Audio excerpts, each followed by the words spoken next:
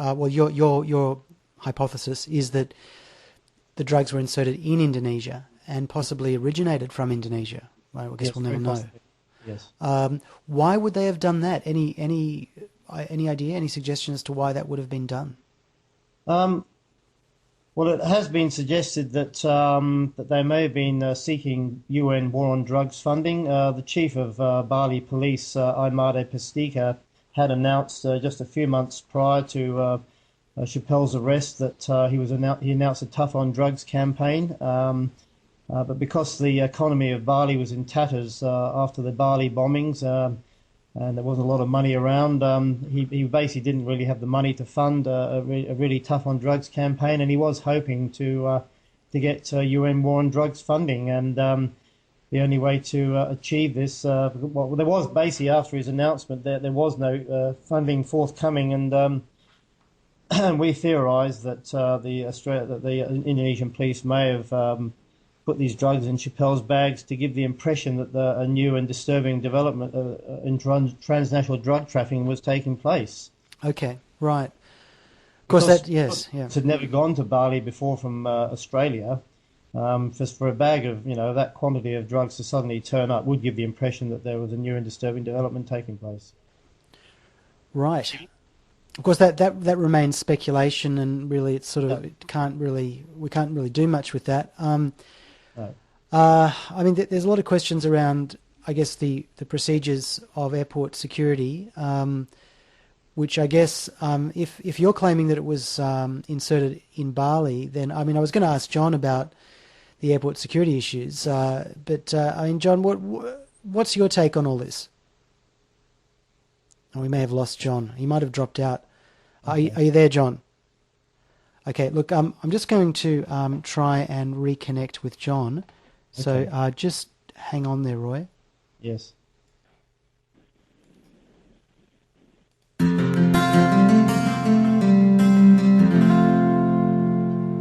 Okay, we've got John back on the line. And John, are you there? I am. Yeah, and Roy, are you with us? Yes, I'm still there. Excellent. Okay, John, I was just about to throw a question out to you in regards to airport security, because Roy is actually theorising that the drugs may have been put in the bag in Bali. Actually, I'm getting a bit of background noise there. Is anyone else hearing that? Yeah, a little bit. I've got a bit. It might, hopefully it might Settle down settle now. itself down, yeah. Roy's, hypothesised that the drugs might have been put at the airport in Bali.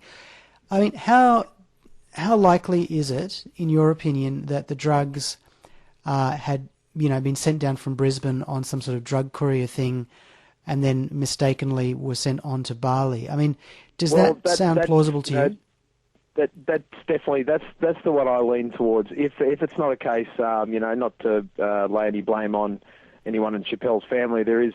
We can maybe talk about this a little bit later. I think it's some people have come to the conclusion it might have been someone else in her family or someone she knew that placed them.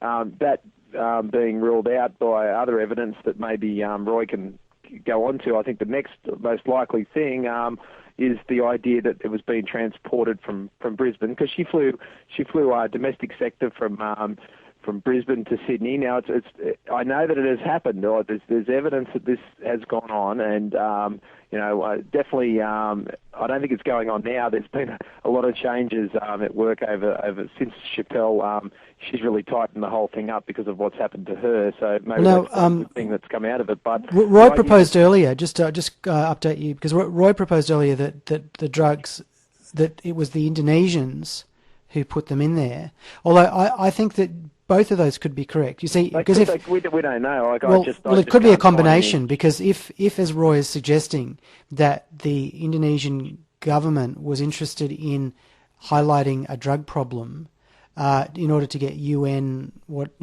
support or whatever, if that was going on, that could easily have been coordinated with covertly at the Sydney end as well. There's no reason why. I'm sure all those things could. We know anything can happen. Through some of the things we've investigated. But I don't know. The only one that I think the Roy provides some background that makes sense on that. Like in his lecture, he provides some background, and I think the article in the Hard Evidence magazine lays out a case for that as well, the possibility of it. But the one that really got me, from what I know, and it's just it's just an idea, is the idea that they were transferring it, because to transfer quantities of hydroponic marijuana between states, that definitely happens regularly, especially out of Adelaide. Where it's a lot of it comes across the border in trucks. My father worked in drug and alcohol for a lot of years with the police, so I was sort of aware of that. But talking to some fellows at work, and knowing the history of what's gone on with the airlines domestically, definitely the idea of someone using someone else's bag to transfer drugs on aircraft domestically makes sense, and it's been done. So, I think there's definitely credence to that argument. The idea of, like Roy said at the beginning, the idea of transferring hydroponic marijuana overseas through the dogs and the security, like, is insane. It's just like there might have been a market for it. That's what I was trying to establish. I was trying to be the devil's advocate by putting forward that idea. But to send it domestically, it's not unreasonable, because even though now the bags are X-rayed, all the domestic bags are X-rayed, they weren't back in 2004. And, the idea of slipping in some marijuana, a deal between one baggage handler that knows he's going to attend a certain flight, and the same in Sydney, a mobile phone call, it'll be in this bag, mate. It's a very smart way of transporting drugs, because it takes out a lot of the danger for the drug couriers. And I think that makes sense. That makes a lot of sense to me, Roy. Right. Well, so we've got two competing, alternative views there. It doesn't seem like we're going to make much progress on getting any facts to substantiate those. I'm just wondering. Well, that idea has been substantiated. There have been cases, but where they've used other people's bags to transfer drugs. Isn't that true, Roy? Well, yes, there have been cases where drugs have been carried in other people's bags. And in fact, the shipment of cocaine that came into Sydney on the 8th of October did come in an unsuspecting traveller's bag. But John, your theory hasn't explained why the bag ended up going on to Bali. Because someone was, like this happens all the time. They drop the booty because there's a risk of getting caught. We know that Operation Mocha was happening that day. But then I have to ask the question: why was the bag slashed? Well, we don't know. It was the internal bag, Roy was saying, and we don't really have photographic evidence or video evidence that proves any of this. Like, this is all really just on what we've been told. No, but I'm just asking the question about the bag being slashed, because that's agreed. Who knows? They could have, someone could have picked it up earlier on, because, like I said, once it goes international, once these hydroponic drugs, which Roy says there's no precedent for, and I believe he's probably right, they're going to get picked up. But, it's possible that was meant to get off in Sydney, didn't happen because they were worried because of the operation. There was a rumour, someone got scared, whatever, pulled out, the bag ends up in Bali, and it gets smelt by the dogs, and they go, oh, here it is. So they think, oh, well, what's in there? Oh, look at this. We're going to wait for the person and we're going to bust them. Maybe that's what happened. Who knows? Oh, so you're saying it's possible that before the bag came off the carousel, it was already opened by the They'd already figured out customs. What was there because the dogs had picked it up. They've got dogs in Bali, haven't they, Roy?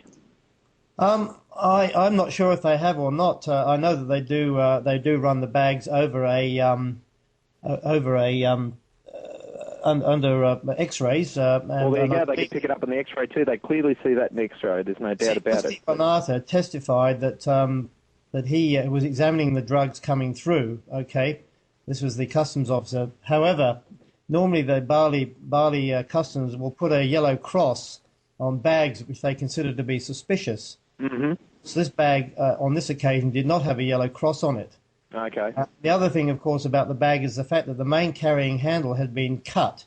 Now, the fact that the handle was cut would have meant that the owner of the bag would probably have to have used a trolley or dragged it across the floor to get it to the customs counter, thereby not noticing the extra weight in the bag. How do we know it was cut, Roy? Oh, because it was. It's clearly cut with a knife. It's not torn. No, it had been cut, and so that is very suspicious. Does Schapelle claim that it was cut by? I mean, did she cut it, or did someone else cut it? It was perfectly okay when she checked the bag in, and when she picked it up, the main carrying handle had been cut. There was no yellow cross on the bag. Now, which thereby means that the customs officer who's supposedly scanning the incoming bags either lied when he said that there was nothing suspicious about the bag, or they deliberately didn't put a yellow cross on it as a way of entrapping the owner